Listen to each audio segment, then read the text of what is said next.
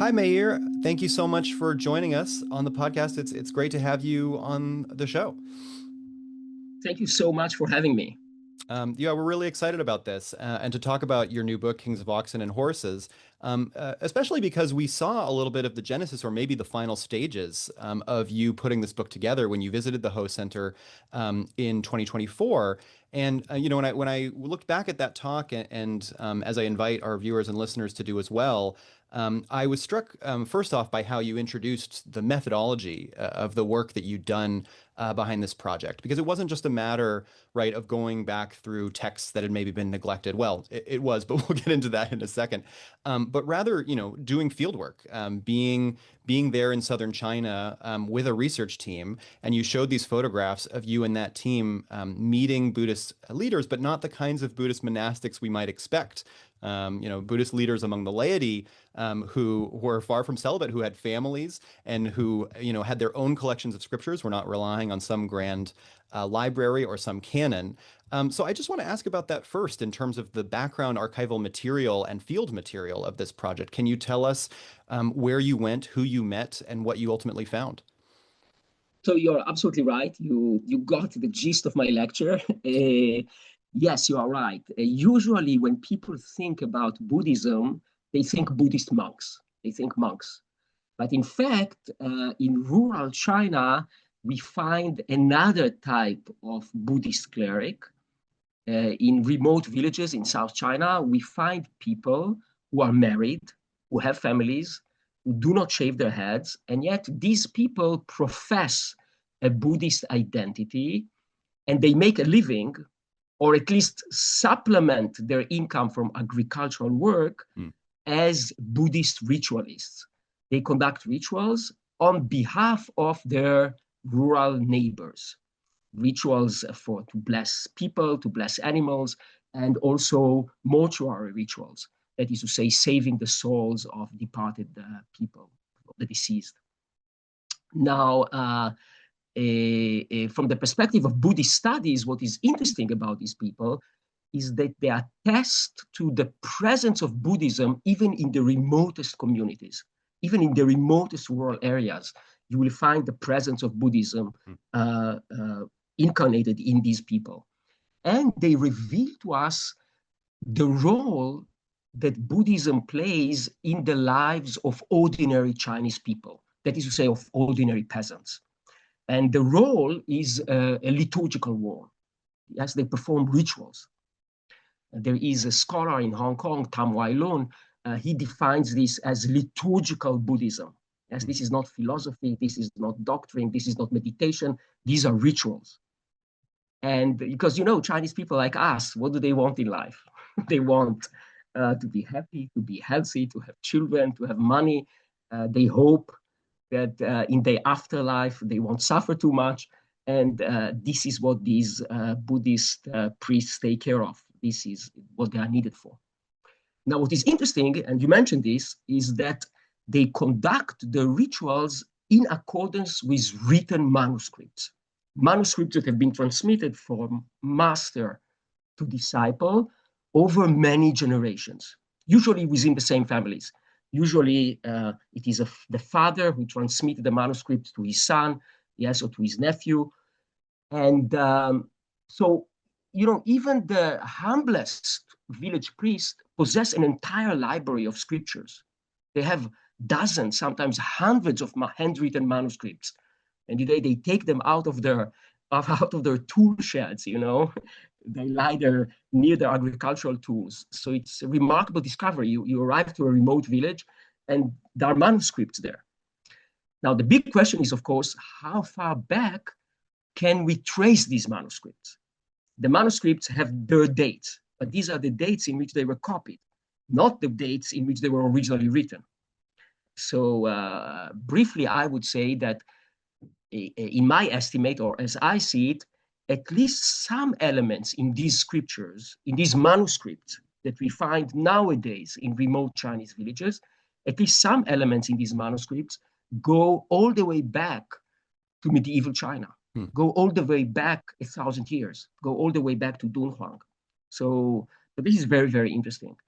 For example, in these manuscripts, the The buffalo, the ox, is described as a god who descended from heaven, sacrificed himself for the sake of the peasant. And this idea that the buffalo or the ox is a bodhisattva, is a Buddhist deity, is traceable all the way back to Dunhuang manuscript.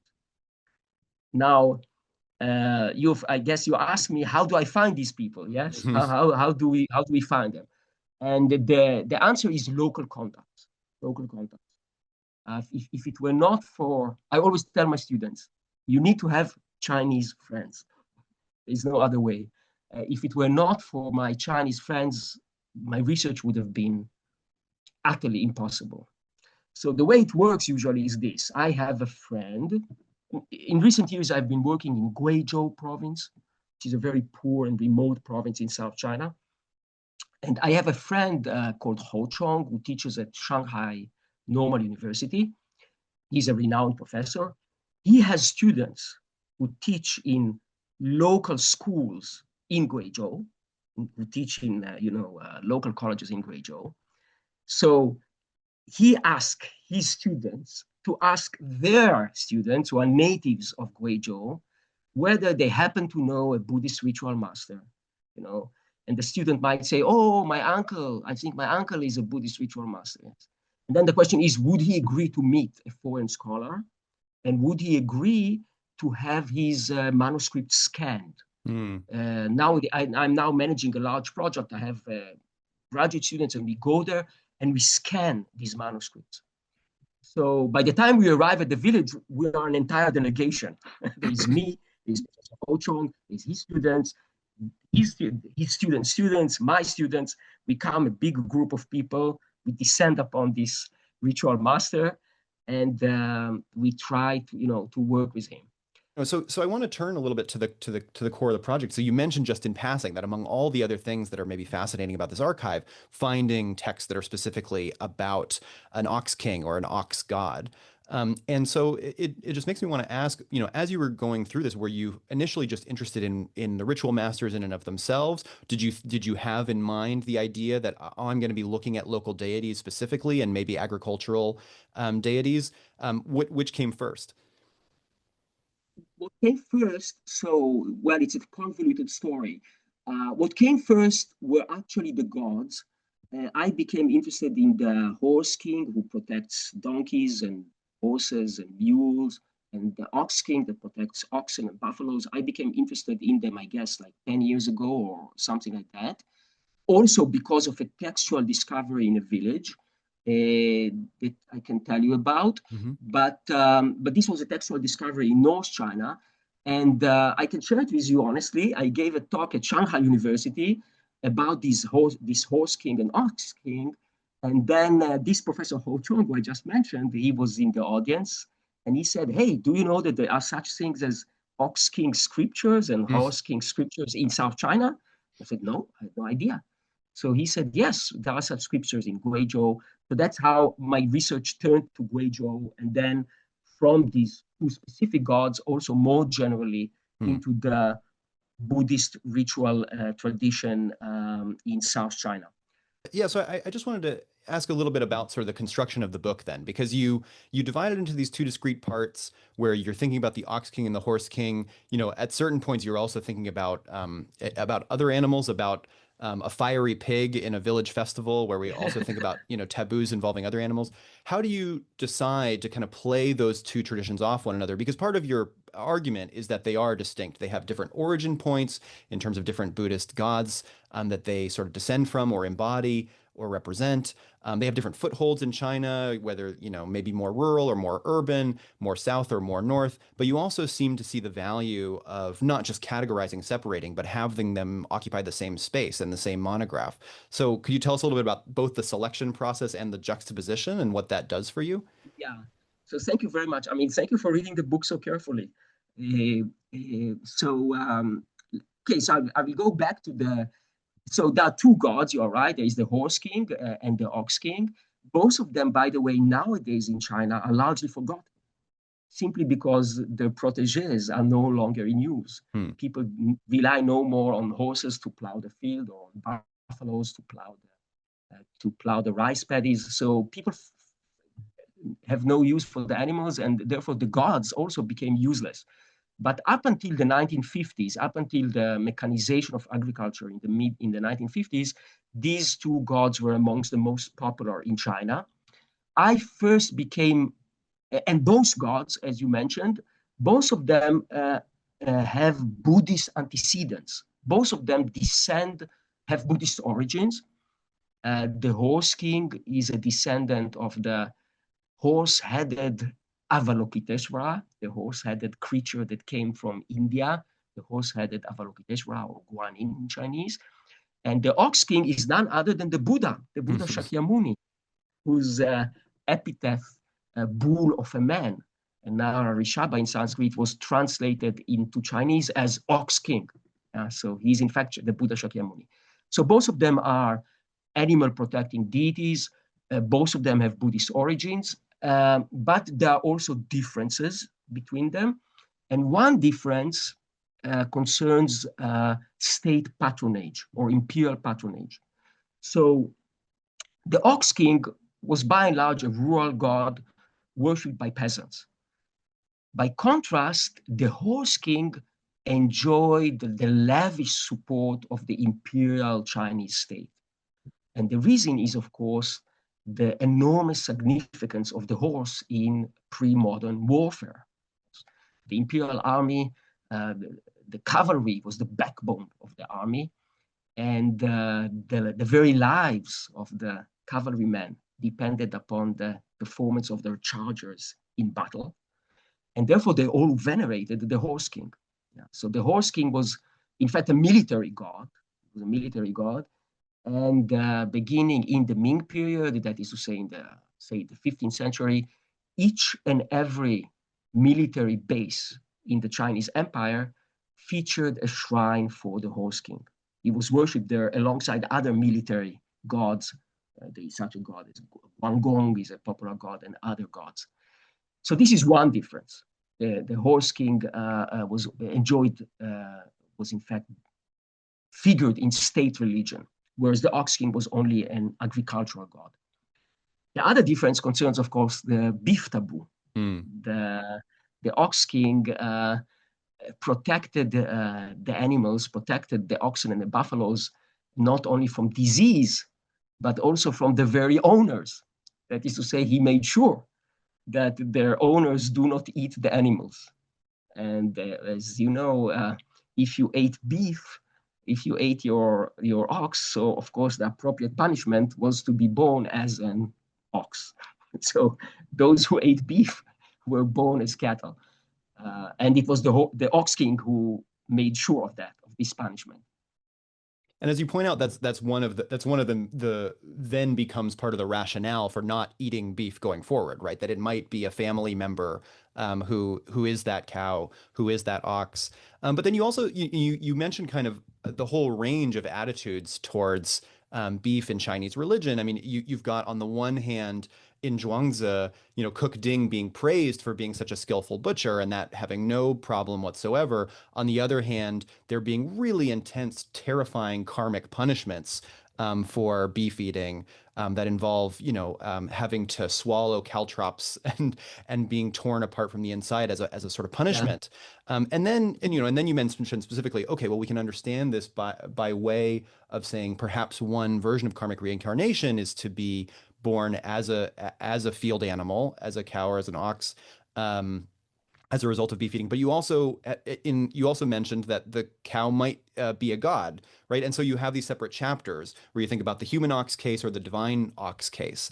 And so we're talking about various juxtapositions, the horse god and the ox king, or there's also this juxtaposition of different ways of reasoning why this animal should be protected. What is the comparative case, and how do specific practitioners or ritual masters either choose between those two possibilities or maintain both of them? I think that I always tell my students that when it comes to religion, the human mind is very strange, as you know. Our mind is very strange. People can live with contradictions. Yes, they don't try to solve. They don't try. I'll give you another example, which is not related to the Oxen and the Horse King. I'm now reading text rituals for saving the souls of the dead. So in China, there was this idea that after we die, all of us, we go down to the netherworld, and there are 10 kings, and they are judges, and they, screen our life for us to see. They show us all the evil things that we did in our life. And in order to escape punishment, you have to, your kings, your remaining king, the kings, you have to sacrifice to these judges. Essentially, it's a bribe. They bribe the judges. So there are these elaborate rituals that are meant to help you in the netherworld to mitigate, or to redeem your sins. So that's one thing. But on the other hand, there is also a belief that if before you die, you say the name of the Bodhisattva Amitabha, and you sort of concentrate, you really think about it, and you say Amitabha, Amitabha, Buddha. This in enough will atone for, this itself will atone for all your sins, and you will go straight to paradise. Now the interesting thing, of course, is that people didn't rely only on this method or that method. They employed both. They didn't say, well, if I say Amitabha, then my relatives need not sacrifice to the kings of the netherworld. They did both things. I don't know. So, people don't, so we they can have no understand problem. we can understand they have no problem. They have no problem holding simultaneously to contradictory beliefs. Yes, as long as it might be helpful to them. Yeah. Now, going back to the ox king, or to the conception of the ox. So it's true. Chinese literature, on the one hand, and in fact, when they say ox, what they think about is the buffalo. They think about the animal that was really the cornerstone of rice agriculture. They think about the buffalo that wades through the rice paddies. So on the one hand, the buffalo is described in Chinese literature as human. He's a human being. And on the other hand, he's described as a god who sacrificed himself for our sake. And both these conceptions, both these concepts of the buffalo, they mirror the gratitude of the peasant to his animal companion. That's how I see it. I wasn't aware of this before going into this field, but the buffalo is apparently an incredible animal. It can work for 30 or 40 years, meaning that a Chinese peasant, a Chinese rice farmer, might have spent much of his own career toiling in the fields with the same animal that he knew since childhood. So you can imagine working together for 20 or 30 years, that the camaraderie emerged between the animal and its human master. They work together in the fields. Yeah, I have a dog, yes. It's nothing like that. I don't work with it, but even the dog is part of the family. Yes. Right. When we think about it, when we are planning a sabbatical for next year, and our biggest worry is how to take the dog on the plane, or how to, it's like it's a member of the family. How much more so for a Chinese farmer who usually owned not more than one buffalo. The buffalo was because they were very expensive, these animals. Yeah. So the animal was really the principal asset, economic asset of the family. Yeah. So it was really treated like a human. This is on the one hand. And on the other hand, there emerged this beautiful legend that the animal is a god and a bodhisattva, the Buddhist term bodhisattva. And of course, for those of our listeners who are, conversant with Buddhism, what is a bodhisattva? The very essence of a bodhisattva is self-sacrifice. A little bit like Jesus in Christianity. Yes, a bodhisattva is someone who's by definition sacrifice himself for others. And so then it's so appropriate. You see how would I put it? How Buddhist theology was harnessed to express the peasant's gratitude to the animal. So the animal was conceived of as a bodhisattva, a creature who descended from heaven for our sake, to help us plow the fields. He assumed animal form for our benefit. And because he is a god, then of course eating it is not only thankless, it is sacrilegious. It is a sin, a religious sin. Yeah. You can see so much meaning laden onto this animal, along with the physical things that this animal has to bear, to be a family member, an animal you grew up with, an animal you might well imagine as taking on family members past, a god who's doing the sacrificial work for you, all reasons to protect this animal from disease, to protect this animal from being slaughtered by nature of the debt that you have to it in the past, the need you have for it in the future. It makes sense. Well, in the process of that beautiful description, you mention wonderful legends that surround these particular animals, and that makes me want to ask you about a really just very enjoyable part of the book, where throughout Kings of Oxen and Horses, you're talking about your personal adventures in kind of figuring out this story and finding these ritual masters, and that takes you from everywhere from using your network of friends, as you mentioned, to get into the notebooks of the Horse King Association in Shanxi Province, which is a great moment, or in the epilogue, knocking on doors in France and Brittany to figure out how there is a French tradition of patron saints of horses, and do a little bit of kind of comparative cultural work there.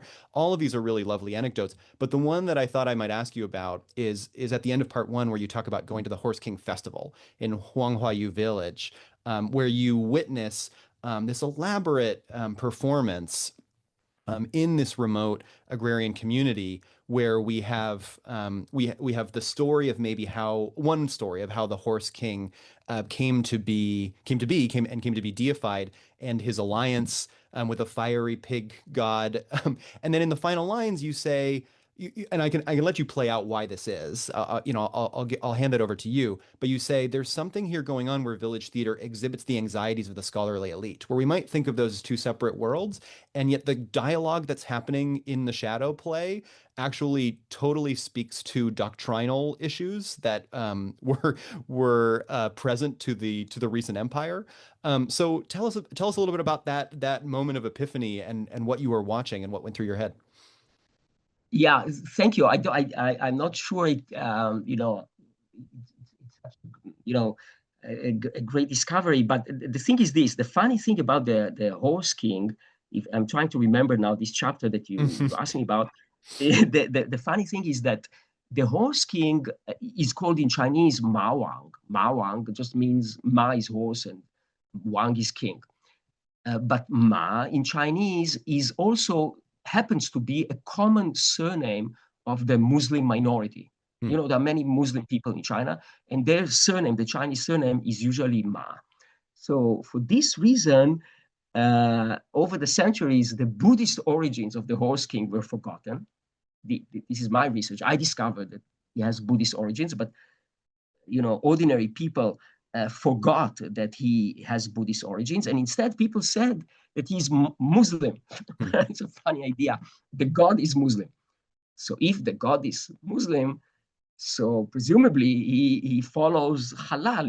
He follows Muslim kosher laws, and he doesn't eat pig. Like he can't consume pig. This is a fact of the cult, that all across China, when they worship the Horse King, they refrain from offering him pork. Hmm. When they offered meat, they offer lamb, Hmm. but not pork. Now the play that you mentioned that I watched in that village, the play makes the elaborate plot of the play has a pig, a kind of a fiery pig, a pig deity, assist the Horse King in his battles, something like that. And then the play concludes with the comment that because the pig helped him, so the horse is grateful. And therefore, he shouldn't be offered pork in sacrifice. In other words, somehow the play is a sort of a scholarly attempt by a Chinese scholar or writer to disassociate, to get rid of this folk belief that the god is Muslim. Hmm. Somehow, someone thought that this is sacrilegious, that this is ridiculous, that these are the ignorant people, and we should tell them better. So, no, no, no. Yes, we are not going to sacrifice, give him pork, but we will provide a different explanation. And the play provides this explanation, the plot of the play. Yeah, that's great. And I guess it just makes me wonder about your, your methodology and your approach and, going from this very particular field work and almost anthropological observational work to writing a monograph like this. What should be the dialogue between sort of rural practice and religious scholasticism? Like you're seeing a version of it in that play, but is this a way for you also to say we need to attend to the ways in which these doctrinal issues, which we think of as being the matter of kind of high philosophy or sort of religious doctrine, are also being played out in these other spheres, and that's a different way of understanding them? Yes, yes, yes, and yeah, absolutely yes. In fact, I will permit myself to say that from the very beginning of my career, I always combined textual work with field work. I always did it. I'm not sure it's going to be of interest to your audience, to our audience, but I did my PhD at Harvard many years ago under the guidance of a great scholar, Patrick Hannan, a scholar of Chinese literature, by the way, not of religion, a Hmm. scholar of Chinese literature. And we were reading Chinese novels Hmm. together. And well, my Chinese was not so great then, but I'm not sure it's great now. But the teacher, Professor Hannan, was very generous, and he was a great scholar, by the way, Patrick Hannan. And then after, I remember, for example, we read a novel about a sort of a clownish Buddhist figure called Ji Gong or Ji Dian, which I later translated as Crazy Ji. He's a kind of a clownish monk who is also, in fact, a god in disguise. Anyway, so I read these novels at Harvard. Then I went to Taiwan to study Chinese, to improve my Chinese. And in Taiwan, I had Chinese friends, and I told them I'm reading these novels or read these novels. And they told me, there are temples here. He is worshipped. There are Hmm. temples in which this literary figure is worshipped as a god. And they took me to these temples, and they also introduced me to spirit mediums who are possessed by this god, who are possessed. Imagine it's as if you watch a Superman movie and then you arrive somewhere, and it turns out that there are temples to Superman, and there are also people who are possessed by him, wear his uniform, and Yeah. act his role. So this was the discovery. So this was also my first book, uh, Right. uh, titled Crazy G, Chinese Religion and Popular Literature. That is to say, seeing the connection between literature and religion. But there are other examples. It's always also very interesting how people understand ideas in way that surprise you. I will give just one example Yeah. from the realm of martial arts, of Chinese martial arts. Um, there is in Buddhism, in Tantric Buddhism, there is the symbol of the diamond. The diamond. In Sanskrit, it's Vajra, which means diamond. And there is a god called Vajrapani who holds the diamond. And the diamond is a very important, this Vajra is a very important symbol in a form of Buddhism called Tantric Buddhism Hmm. or esoteric Buddhism. Now, what does it mean, this diamond? So I guess for Buddhist philosopher, for highly educated Buddhist monks, it is a symbol of enlightenment, a symbol of nirvana. It's the perfect knowledge. They take it as a symbol of what we are looking for: clarity, wisdom, enlightenment. This is, nirvana. This is the diamond. Yeah. But at the Shaolin Monastery, you might have heard about it. It's a center of the Chinese martial arts. At the Shaolin Monastery in China, they take it literally. Hmm. They think that if they practice their martial arts, they will obtain a diamond body. They will Hmm. obtain a body that is like a diamond, meaning a body that is impenetrable, Right. that you can't, you will take. And this is, a common act in Chinese martial arts.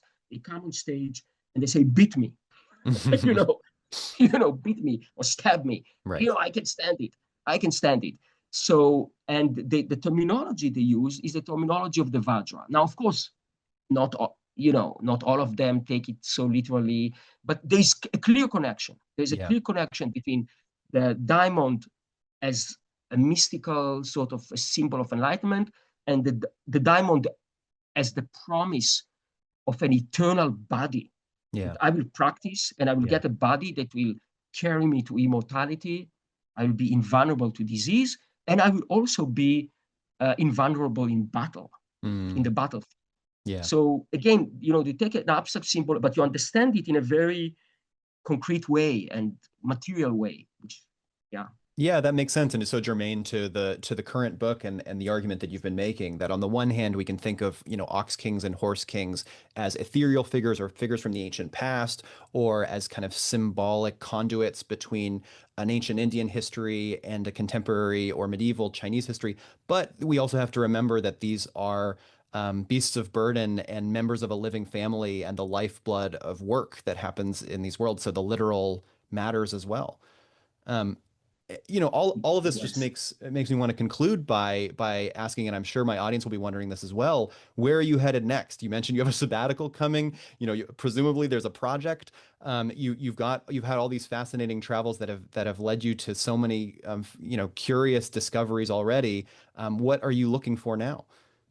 So yeah, in fact, we have been talking about this. We have already been talking Hmm. about my coming project, which is, in the book Kings of Oxen and Horses, I discuss the kings of oxen and horses. It's not a book about the lay priesthood of South China, Hmm. but I guess the lay priesthood of South China is going to be, hopefully, my next book. Um, I'm leading this project now with the support of the Israel Science Foundation. I'm leading this project where we go, as I mentioned, to Chinese villages in Guizhou Province, where we scan their writings, and we scanned already many hundreds of scriptures. Yeah. So, and I have a team, and we hope to catalog them, perhaps put these scriptures online so that people all over the world can read them and read these scriptures. This would be one product, just a website where the scriptures are Yeah. available to other Wonderful. people. And perhaps I will also write a book about these people and their scriptures, perhaps, hopefully. Yeah. All right, terrific. And can you, as this is an episode where we're sort of featuring recent books in Buddhist studies, can I just also ask, are there things you're reading outside of these primary sources that you'd recommend that you have on your own bookshelf? Yeah, I actually wrote the title of a book that I would like to mention. Hmm. Um, it's by, I don't know if if she came up in your interviews or in your book series, Susan Huang, Hmm. Sheshan Susan Huang. She teaches at, I think, at Rice University, and she's a historian of Chinese art originally. But she wrote a fantastic book already, I guess 10 years ago, about Taoist art. It's called Picturing the True Form. Picturing the true form, because in Taoist art they sort of strive to find the true form of things. And for example, instead of going on a pilgrimage to a mountain, if the artist can paint the true form of the Hmm. mountain, then you can visit it from your office. You can have the painting in your office. You don't have to go on a pilgrimage. So she wrote a book about Taoist art, which is really about a book about Taoism. And now she just completed um, an enormous book called The Dynamic Spread of Buddhist Print Culture, Mapping Buddhist Book Roads in China and its Neighbors. It's an amazing book. It's incredibly long. It's 1,000 pages. And she starts by examining how illustrations from Buddhist books traveled all across Asia. And then she goes on to discuss how books traveled and uh, uh, how publishing centers, Buddhist publishing centers, emerged across Asia. So it's a magnificent book, both in terms of Buddhism and in terms of print culture and in terms of international relations all across Asia through Yeah. Buddhism. I Well, highly recommend it by Susan Huang. that's great. Thank you so much. And yeah, nice to have the recommendation and to have things in mind for, future guests and future episodes, as you've suggested there, and to have something that is itself, in an episode about books, in Buddhist studies about historical Buddhist print culture. So a very appropriate note to end on. Well, thanks so much, Meir, for doing this, for talking to us, for sharing your work. We'll be recommending your book to our readers. And we hope to see you around the Ho Center for Buddhist Studies again sometime for a talk on a future project. Thank you so much. Thank you for having me.